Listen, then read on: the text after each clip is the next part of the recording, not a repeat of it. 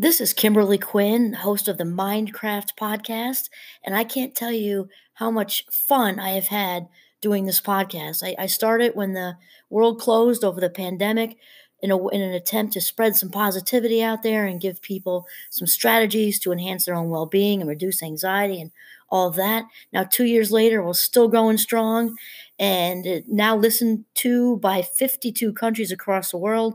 And I've even helped some of my students get going with their own podcasts. It's super easy to do. And I'll tell you, if you haven't heard about Anchor by Spotify, it is the easiest way to make a podcast with everything you need all in one place. I'll just explain for you. Anchor has tools that allow you to record and edit your podcast right from your phone or computer. When hosting on Anchor, you can distribute your podcast on listening platforms like Spotify, Apple Podcasts, and more. It's everything you need to make a podcast in one place. And best of all, Anchor is totally free. Download the Anchor app or go to anchor.fm to get started. It is a ball. Start today. Greetings, Minecrafters, and welcome to another hopefully stimulating discussion today. My name is Kimberly Quinn, and I am pleasured beyond imaginability to have this discussion with you today. And this one is about basically running our own race, not trying to fit square pegs into round holes in the reverse.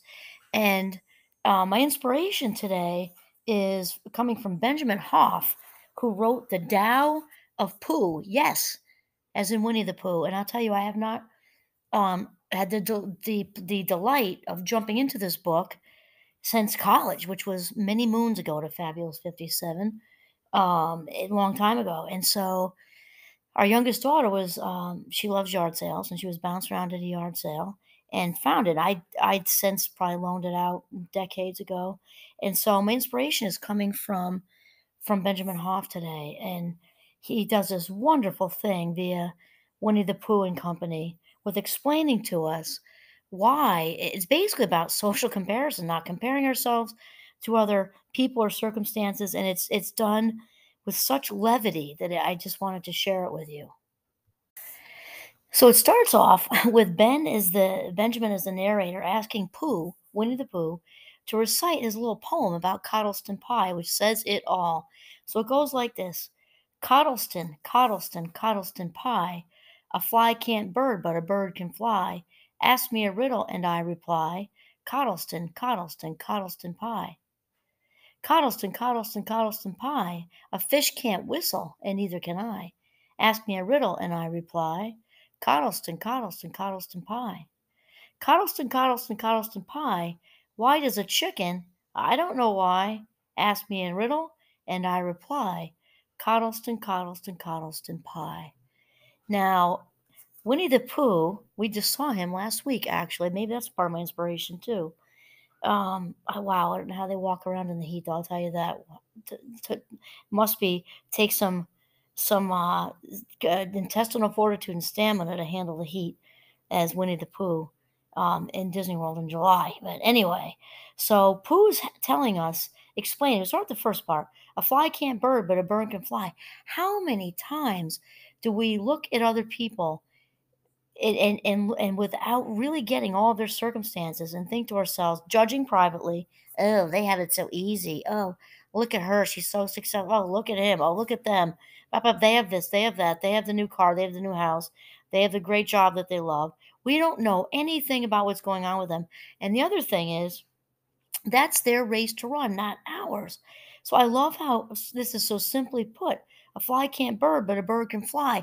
The bird can only fly because they're a bird. They're meant to fly, right? And it sounds so wonderfully simple, or simple yet profound, just like a fish is meant to swim. And we've been saying this in various other episodes, that we are meant to do something wonderfully unique and fabulous in this world.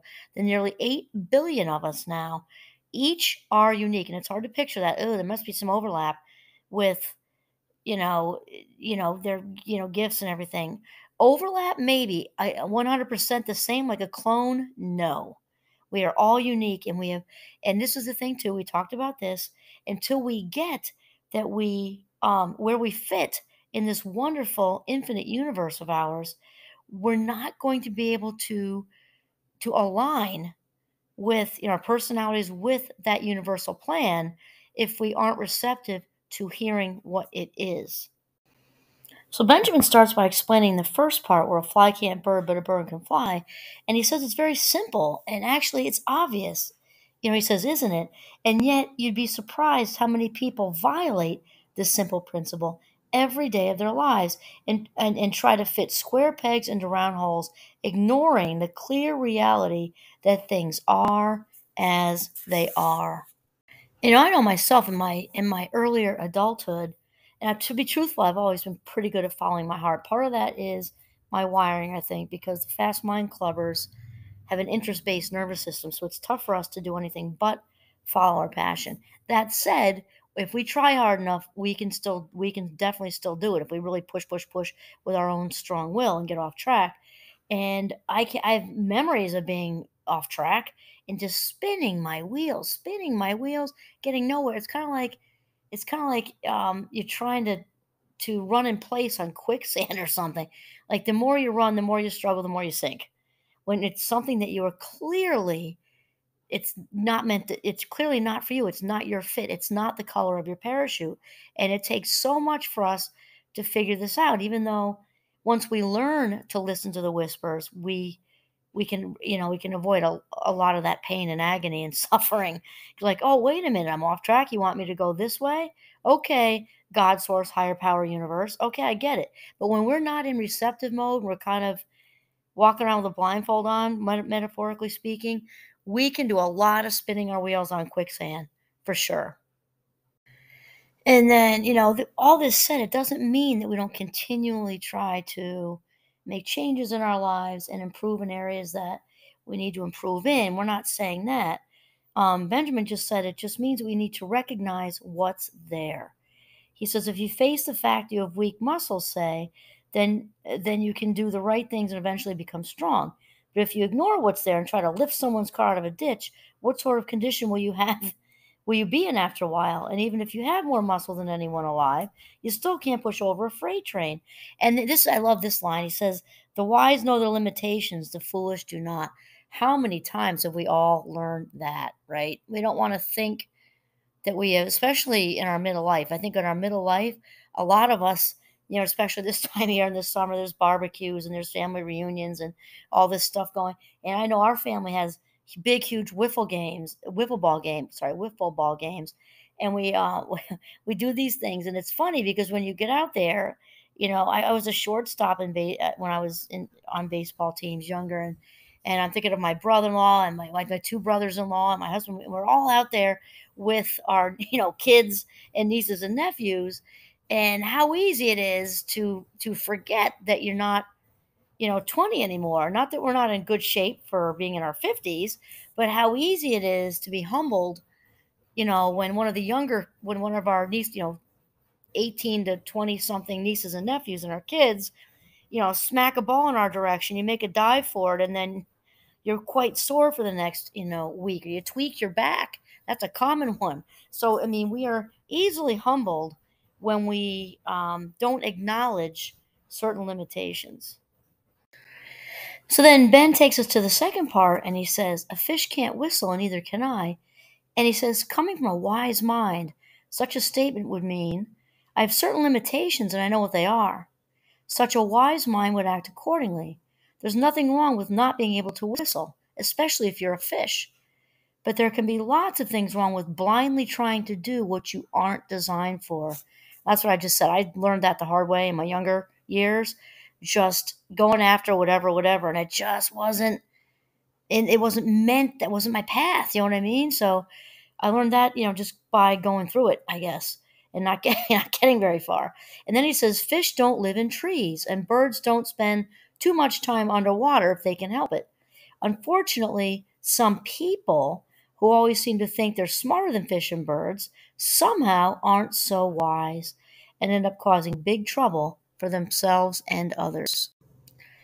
Of course, there's that famous Einstein quote, which I'm gonna have to paraphrase since I'm not looking at it, but it's about if we, basically similar. If we judge a fish by her ability to climb a tree, she's going to, grow up her whole life thinking she's stupid or incapable, or I'm adding this part in, or not athletic or whatever. So it's so important to just,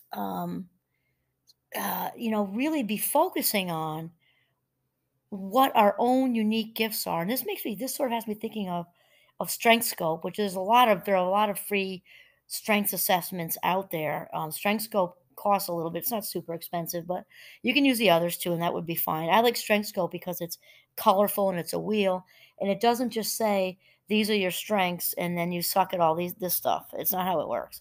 It's all colorful things, and it just shows in all these pretty shades of indigo and pink and blue and green and everything, what it is that excites you, and then on the other end are the things that drain you. So this is, and then in the middle, there's the middle, like anything, it's a spectrum. So this is what I think Benjamin is saying is the wise know what their colorful parts are, and they're also aware of what excites them and what drains them. And so when we're aware of these things, just like professionally, we're pretty aware of this at Champlain, actually, because the strength scope assessment is also used a lot there. Is let's say you're on a team with your colleagues, or it can be in school with college or high school or middle school, whatever. And let's say you've got 5 people on the team, and a couple people are big sky people and good with the creativity and the ideas. That would be me. Then you've got some people really good with the researching and like the structured writing. They're always good to have. And then you've got the details. So let's say your project involves some analysis, and you've got to kind of acquire the numbers, run them through a program, and then interpret the numbers.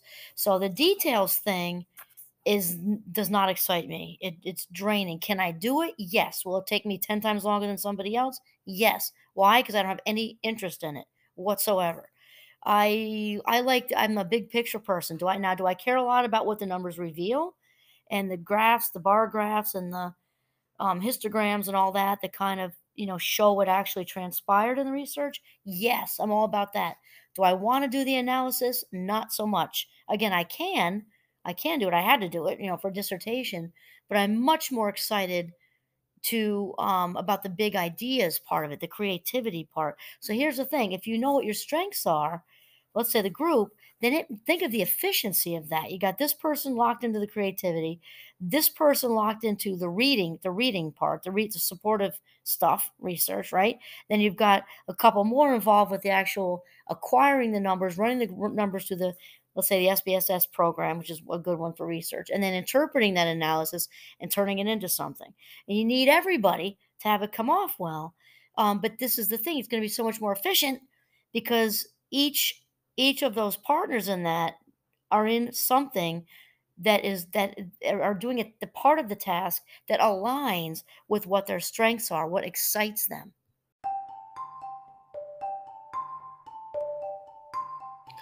All right, so just to be super clear, I'm not saying in any way to not try new things. Trying new things is exciting. We can also find out strengths from finding new things. What I'm trying to say is not to force something in your gut, it just isn't for you. And what we're really talking about here also is or sort of goes along with that, is to know what your signature strengths are.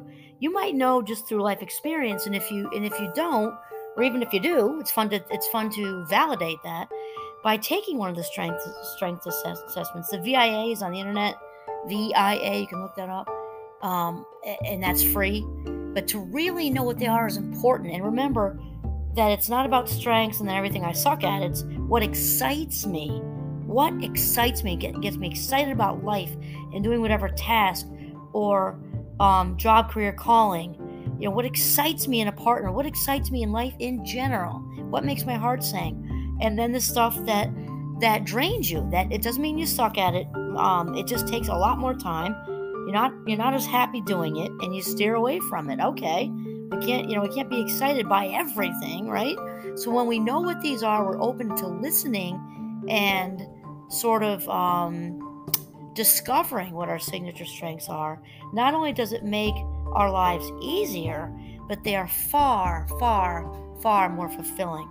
Because as Oprah says a lot, Wayne Dyer says a lot, It's when our personality, which includes our signature strengths, right, is in alignment with what the universe, you call that God, source, higher power, what the universe has in store for us. When we're in alignment, there is no stopping us.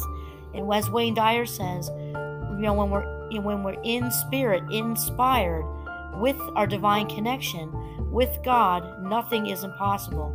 Which means with God, or say universe, nothing, meaning no thing, is impossible.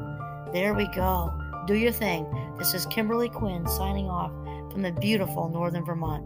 Have a mindful, very fulfilling day.